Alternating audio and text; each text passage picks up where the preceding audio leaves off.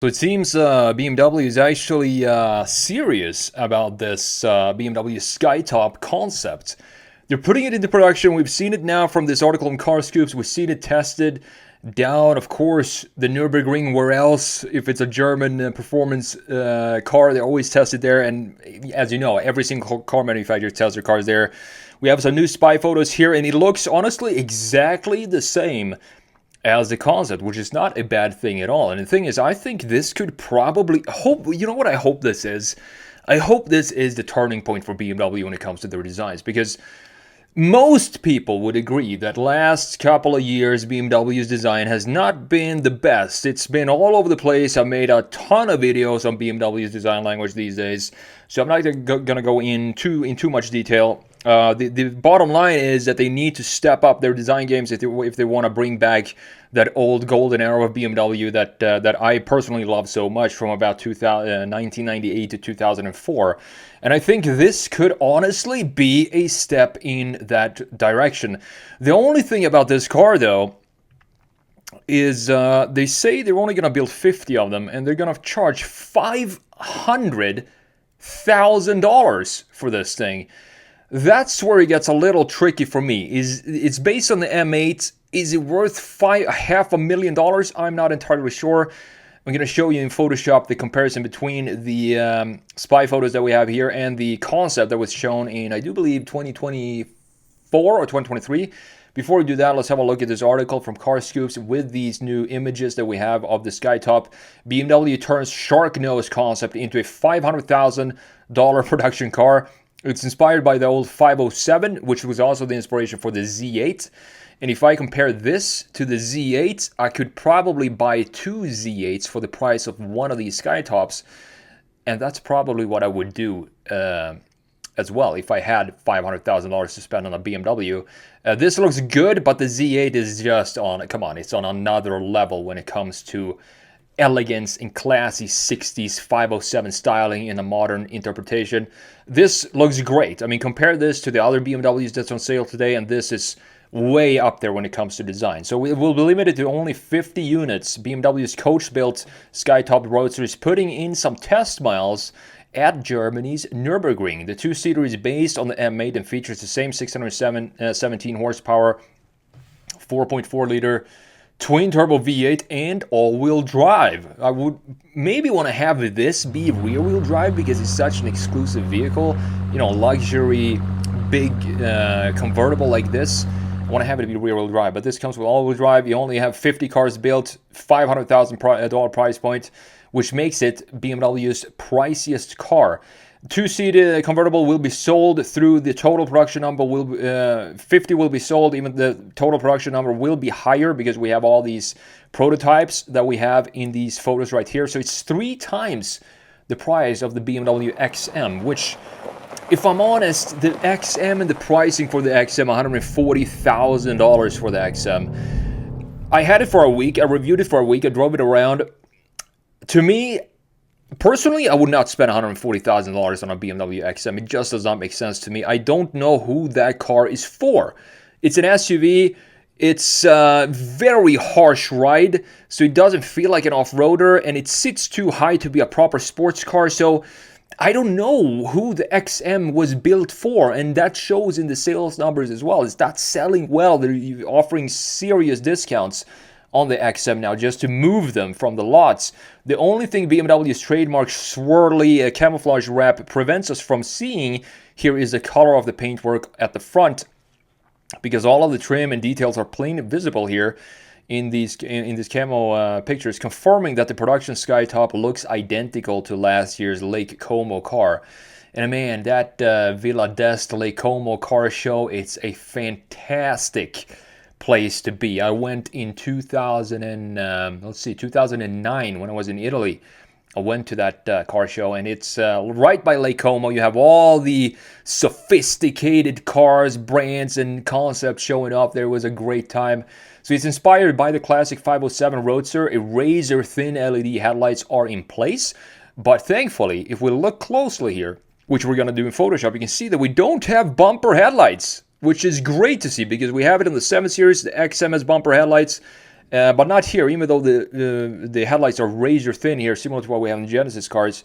This prototype has the same dark red roof panels as a concept, which the owners have to manually remove. While in the M8, for example, convertible, you just press a button. I don't mind that at all. I think that adds to the uniqueness and the sophistication and the class of a vehicle like this. It should be a manually removable top, in my opinion. It should not be automated. I don't know what it is about it. It just feels a little bit more special. At the rear, a pair of fake oval tailpipe trims are fitted to the lower bumper, which marks the skytops out from other BMW M cars whose visible exhaust tips are always the real deal. I don't know if these are fake, because in the concept we still have these I do believe they are functional in the concept, so not sure if these are actually fake, as they say here in this article. And as I said, it's powered by the M8's competition 4.4-liter twin-turbo V8, 617 horsepower. All 50 units, they already, I guess, managed to sell all of them for $500,000, so well done, BMW. I mean, I'm sure this is not a very cheap car to produce either, since it's going to be coach built, meaning that it's going to be hand built by BMW themselves. So let's have a look at some of these photos here, starting with the front end of this car at Nürburgring.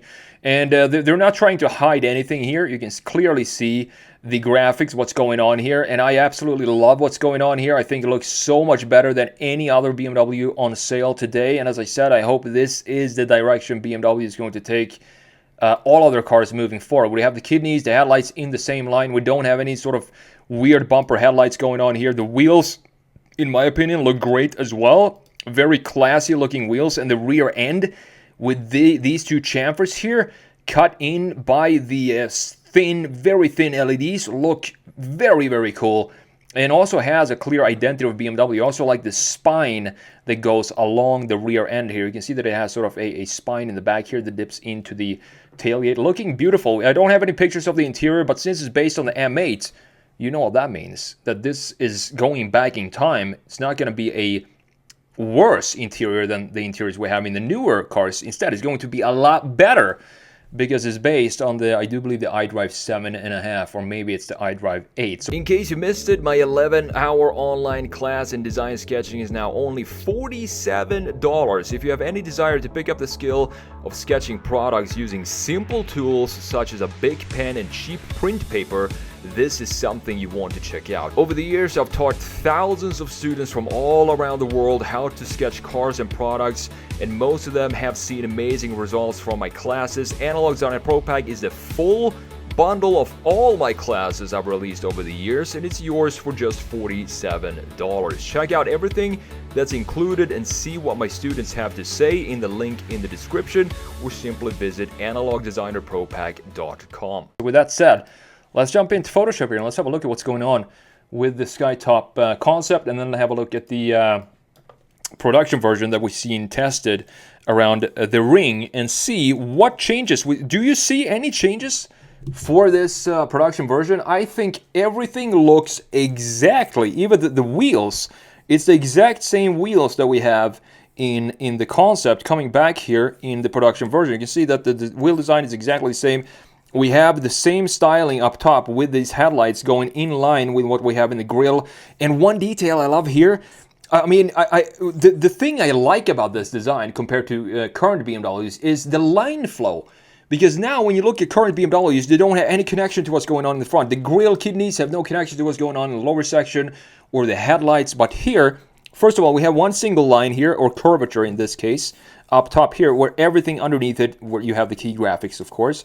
Then we have this line for the grille being in the same line as this. So we have the same angle for those two key features, and we have a very simple opening in the lower section here. Nothing complicated going on in the lower section, and these headlights look great. Thankfully, they didn't decide to make, you know, a separate unit down here like we have on the 7 Series, make some weird looking bumper headlights down here. Instead, everything is inside of this razor thin headlight, which looks great. We also have these funnels up top, and I'm not sure how they work, if the air flows in through the kidneys and up here shoots up on the hood, or if these kidneys go into the engine compartment, or if they actually have this funnel, like a front, integrated wing in the front end that acts as, downforce in the front.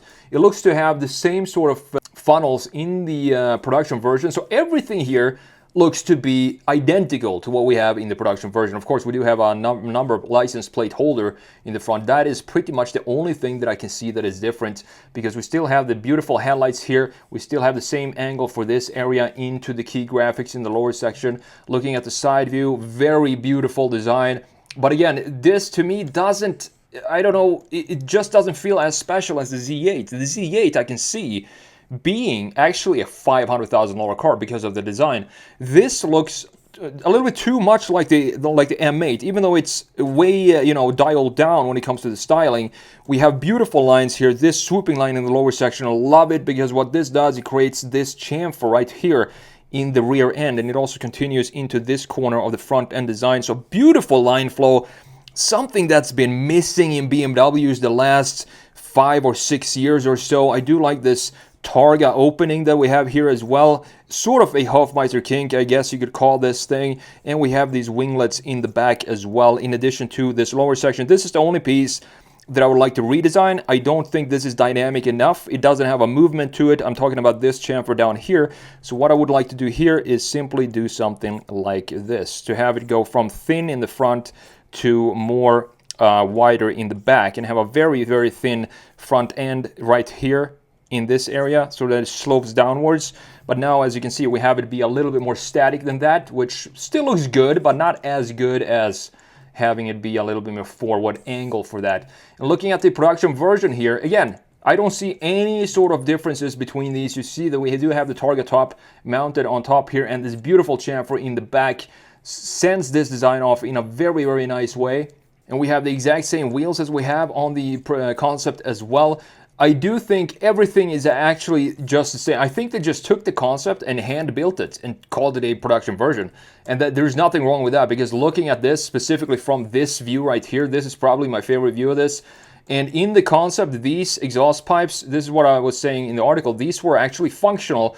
So I don't think, honestly, that the exhaust tips that we see in the prototype here are fake. I do think these are functional exhaust pipes. They said in the article these are probably fake, but since they were functional on the concept, it would not make sense to have them be not functional and fake in the production version. At least to me, that just doesn't make sense at all. Do like this chamfer that we have. This is what I love about the rear end. This piece in the rear, we have the same sort of situation, of course, in the, you can see it more clearly in the concept. This is exactly what the production version is going to look like. And this is the line I'm talking about from the side going in here, swooping up and creating this bumper separation between, again, the top half and the lower half graphics right here. Very thin, razor sharp taillights.